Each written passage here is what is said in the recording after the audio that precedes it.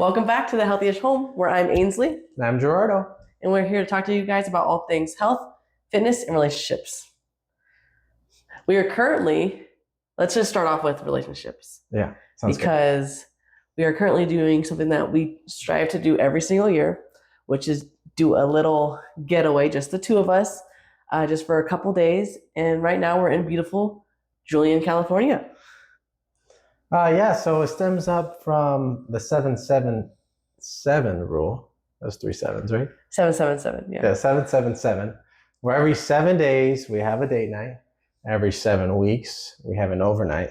And every 7 months we have a week-long vacation. Obviously, it's not a hard rule. And there's been times that we've gone. Yeah, we don't do that. Yeah, we don't do that. But that's where we got our idea from.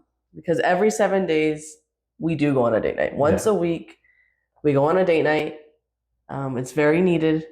And even if it's just, let's grab some burritos, cuddle up in bed without the kids and watch a movie. Or if it's more like, let's go into town, have some sushi, go dancing, whatever it is, we do something. Yeah, and it doesn't have to be super extravagant every time. And we've recognized that there's certain times that we're just not feeling like the 30-minute drive to go somewhere. Yeah, because and the timing and everything all put together. So I'm pretty happy that we're pretty intentional with our date night. We've locked it in this year for sure. Yeah, it wasn't always like that. I remember after Leo was born, we didn't have a date night for like 2+ years. Yeah, that's true. But then we finally had the opportunity to someone can watch our little one and have the timing and not be worried about our little one freaking out that we're not there. And it's been good. It's something you don't realize you need until you start doing it. Yeah. I think we both knew the importance. I think everybody knows the importance in a relationship. You don't know. I think everyone knows. You don't know. I didn't know. I didn't really. How do you say that? I didn't really know, or I guess pay attention to it, because when you're in the throes of it with 2 little kids, everything's new. You're just trying to survive. You're not thriving. You're just in survival mode. You don't even know you're in survival mode until you get out of it. Yeah. And you finally get out of it. You're like, well, we need to do this more often. Season. Yeah. I think that's such a good importance of us doing it, because our kids, as little young boys, they're going to see us as role models and thinking this is the priority in our relationship and our marriage. Definitely. It's going to add value to us. And it's showing them this is what you do as a married couple. You take your wife out and you go out on a weekly thing, and I get it that there's a certain season we didn't have that wiggle room. We didn't do that for 2+ years where we hardly had any alone time. Yeah. So I get, people who are probably listening, they're like, oh, well, that doesn't work out for me. But I'm trying to be flexible and creative, because even if you have little ones, you put them to bed and you have a date night at home after the kids go to sleep, and it's the intentional about being with one another. Yeah, the intention behind it. Definitely. Especially right now, that's pretty much where we are in our life. We don't necessarily have the means to go out every single week, but we put our kids to bed. We have some alone time at the end of the day, or we're still in the house, but they're doing their own thing. We're like, okay, mommy and daddy are going to have our date. Yeah. Have our date. We're going to be in our room. We're here if you need us, but we're, just by ourselves. But we're not here. Pretend we're not here. Yeah. And that works out for us, But definitely continuing to date your spouse, whether you're married with or without kids, just continuing to date each other. And 10 years in, we're still learning new things about each other. Yeah, really, with her, I'm constantly learning new things that I didn't know about her. And things just pop up in her head. But the cool thing is, though, is the idea of the whole 7 years part and doing the whole week. I thought that's so cool. And I know we know people who are very intentional about that, whatever that looks like for a lot of people. But actually knowing that and planning it, okay, it's we haven't done that 7 years. Because we've been together for quite some time. I think doing it on anniversaries would be cool. Yeah. But I know we have a friend that does it every 5 years. Every 5 years on their anniversary, they do something big. Right. And that's a good milestone. I kind of like that better than 7. But 777 is just to remember. Right. Well, I didn't think about it, but some people can even do 555 because they want the date night more often, or they're able to. So they do every 5 days they have a date night. And then every 5 weeks they have an overnight. So that's pretty cool. Some people might be 999 just because of whatever reasons. Yeah. But it's the idea of being intentional. That's the whole point. It's like it's on your radar. You're being intentional. You're putting it on the calendar. Your kids know about it, and I think that's the cool part about it. I think 777 is lucky numbers. That's why it's probably an easy way to keep track of it. But yeah, it can be any number combination. Yeah. So yeah, and it's nice to be able to have more than just one date, or like with our overnight right now. Yeah. Because it's like, okay, sometimes it's 2-3 hours and we jump back into it. But right now it's like we can talk about everything, catch up about everything, have time just to unwind a little bit, go on for a little walk. Well, for us, it's been a year since we've done an overnight. Yeah. I don't know what every 7 weeks would look like. I can't do the math in my head. I don't know if you did the math. Oh, it's like a month and 3 weeks, or almost every 2 months. Okay, so yeah, I suppose for us it's been a year. We've been trying to do it every year at least. And just waking up here, we're like, oh, it's way too quiet. Yeah, it's so quiet. It's so quiet. There's no dogs. There's no cats. There's no kids. There's no family members. There's no cars. There's no chickens. I mean, I guess there are somewhere. I heard, but not. It was so quiet, and I was like, wow. I don't know if I liked it, but I like the time we're spending together. It is. The quiet is kind of hard to get. Well, it's very quiet out here, and it's like we even said, like, let's put some background music on or something, because we're so used to always something going on, a TV in the background, music going on in the background, kids talking in the background. Something's always going on in the background. So it's been really nice to come out here and disconnect from everything. Yeah. And just breathe, especially us, because we live in a multi-generational household where we're there, grandparents are there, uncles are there, aunts are there, kids are there, animals are there. So this is very much needed, and we'll keep you guys up to date because I would like to do this definitely more often. Yeah. Well, it made me realize we should do this more often because I'm terrible at packing. We forgot so many things because I was packing. I was like, I put him in charge of packing for the first time in 10 years. Yeah, so. it was rough. We forgot a lot of things. I forgot a lot of things. So I'm like, if we do this more often, I'd probably get in a better routine of like what we need to pack. What did we forget last time? We should go home and make a list and like laminate it and be like, oh, okay, whenever we're leaving town, one night, 10 nights, doesn't matter. We need all of these things. It was pretty funny. I was trying to like, oh man, not to be like that, because like every hour you're like, oh, you know what else we forgot? Yeah. And I was like, what did I forget? There was a lot. There was a lot. We're having a good time. We're having a good time. All right. Should we dive into the next one? Yeah. Okay. Next one, we're talking about health, specifically supplements, because we talked about. You said you didn't really. I mean, you had them available, but it was up to you whether you wanted to take them growing up. Growing up, it went from like Flintstone vitamins. I don't know if you guys remember those little Flintstone vitamins. To like once I got into like my teenage years, my dad would buy me the one a day Teen Women's or one a day vitamin. And I mean, he would try, especially back then because I was vegetarian. He would try to make sure I took. He would provide me with everything I needed, but teenage me didn't care. I was like, whatever. It's like trying to remember, and are you really feeling like the results? Because I had them too, and it was very sporadic. Like some weeks I'd be like locked in, other weeks I'm still like that with vitamins, where I'm locked in, and then other weeks I'm not. But it really helped me when I was locked in, is having those little medicine. Or the Monday through Friday. Yeah, Monday through Sunday. Sunday through Monday. Sunday, however you want to count. All the days of the week. Through Saturday, the weekly container. Where I just rationed them all out, because I was taking the multivitamin, I was taking like the fish oils, I was taking the turmeric, and I was like, it was just an easy way. If it was empty, I took them. If I didn't, that means I got to take them. And then keeping them inside. And like, I wouldn't mind going back to that. Yeah. Because I go, same thing. Like it's the consistency, and it's one of those things. Like, am I really getting the results? Am I not? And but I know for sure that I'm probably not getting all the nutrients and the minerals and the vitamins just from our regular eating. Yeah. So to me, it's like a peace of mind. I'm like, I'm sure I'm lacking somewhere. Yeah. But just taking the multivitamin, taking the supplements. But yeah, there's like statistically, so many people take them. Like 85% of Americans take vitamins and supplements. I don't know them on a regular basis. Like I don't know how these surveys are taken. Like, Right. it's like, oh yeah, I have them in my house, or do I take them every single day? There's like a big gradient of vitamins and how often you're taking them.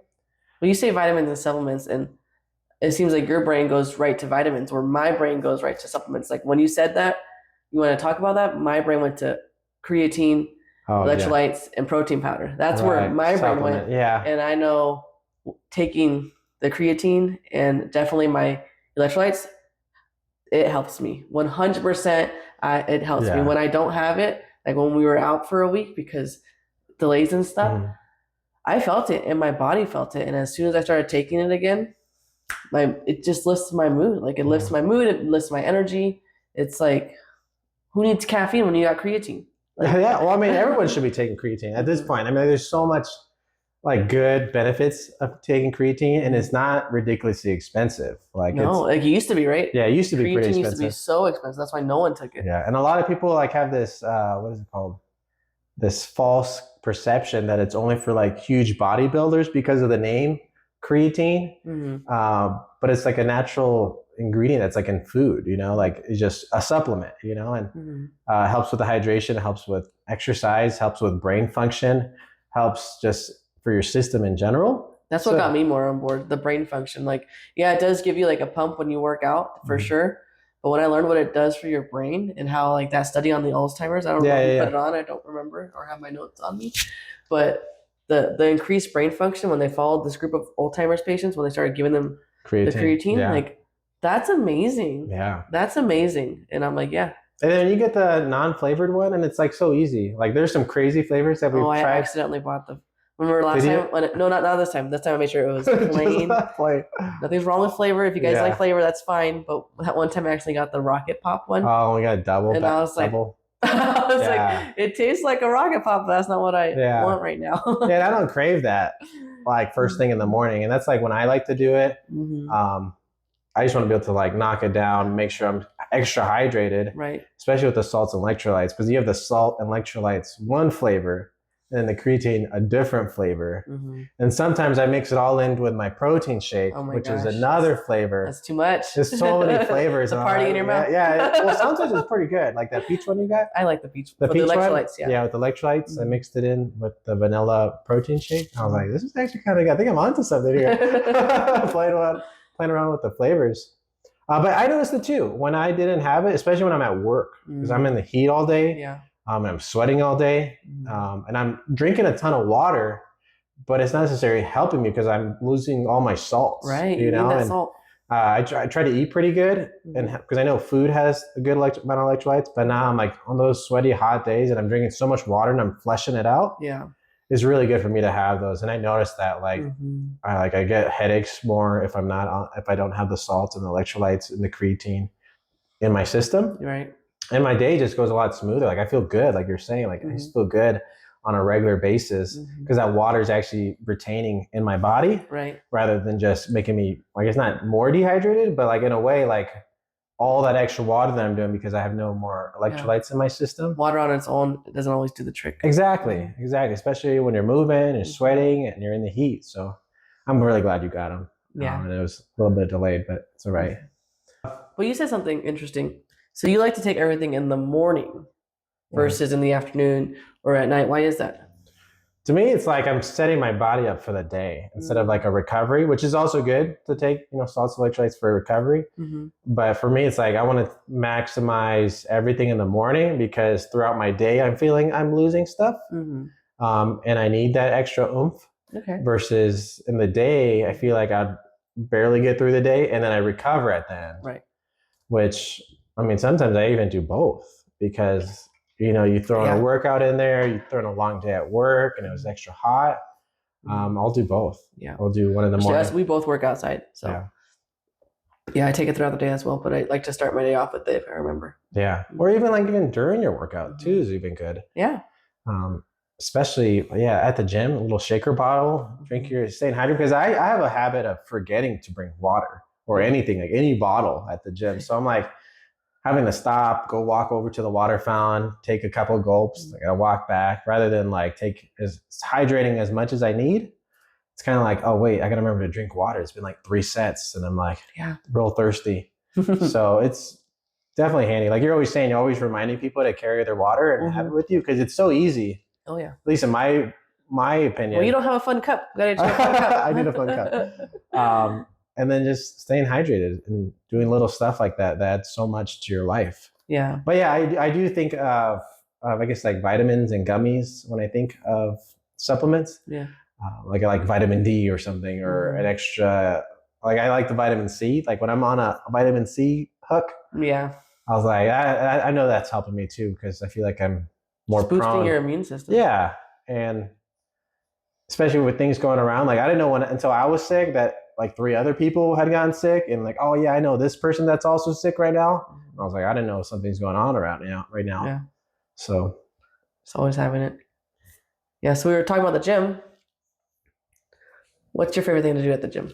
Oh yes. Well, I love doing everything at the gym. Like really, like if I had no, sure. Well, if I had a unlimited amount of time, unlimited. Okay.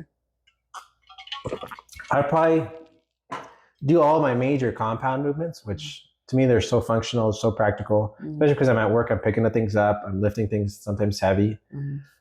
But like I haven't isolated like my forearms like in probably years. And I know right now I'm not going to spend time to do that because I have limited amount of time. Yeah. Where I'm just doing my main compound squats, deadlifts, shoulder presses, the rows, these big movements that I know are going to help me in the long term of like just foundationally. But if I had more time, I would love to just, do those little muscles like the forearms and like blast your hammies a little bit more, or stuff like that just kind of adds. And same with mobility. Like I don't make a lot of time for mobility stuff, which I know I should. Yeah. And I know that would help with my overall fitness and compound movements and going farther. But right now I feel like I'm barely trying to lock into like that hour and 15 now. Okay. Well, sometimes an hour 20 because of the rest. Yeah. But just compound movements. Okay. But I like hearing about what your stuff is. You do a lot more exciting things, I think. Not right now, I don't. What are you talking about? Well, sometimes you do. Lately it's just the same thing. It's just been compound lifts, because that is the most functional, and you get the most bang for your buck when you do a compound lifts because you're using more than just one part of your body. Right. That's why it's compound. So I just been doing my 4 days a week, getting compound lifts. I do legs, upper body, then third day's cardio, then legs, upper body, then cardio again. So yeah, nothing really fun right now. Well, on the previous one, your previous workout plan, you did a lot of. I love Metcons and AMRAPs and all that stuff that gets your heart rate going and moves your body. Burpees, pull-ups, rowing, jumping on a bike.